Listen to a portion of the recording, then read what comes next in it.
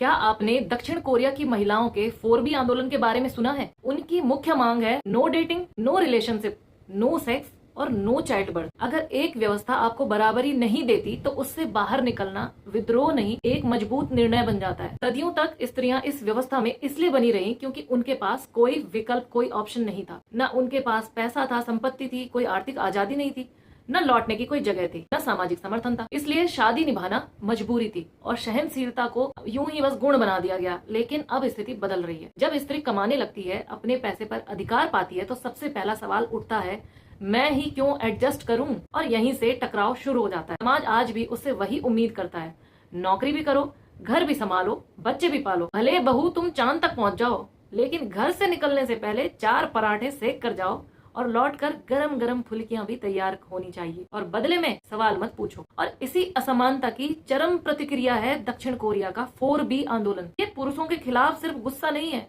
ये उस व्यवस्था के खिलाफ अस्वीकार करना है जहां स्त्री से सब कुछ लिया जाता है और बदले में बराबरी, इज्जत नहीं दी जाती। जब एक पूरी पीढ़ी यह कहने लगे हम इस सिस्टम का हिस्सा नहीं बनेंगे, तो ये सिर्फ व्यक्तिगत फैसला नहीं रहता, ये सामाजिक चेतावनी बन जाती है।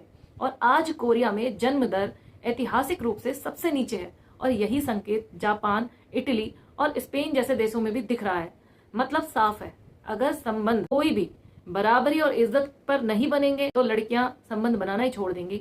स्त्री शादी या परिवार के खिलाफ नहीं है, वह उस असमानता के खिलाफ है जहां उससे सब कुछ छोड़ने की उम्मीद की जाती है, लेकिन उसे बराबरी नहीं दी जाती। बराबरी मांगना विद्रोह नहीं है, ये इंसान की तरह जीने की न्यूनतम शर्त है। और अगर आप इसको इज्जत से नहीं देंगे तो इस तरीके के आंदोलन कहीं भी हो सकते हैं, जहां भी उनके साथ बुरा किया जाए।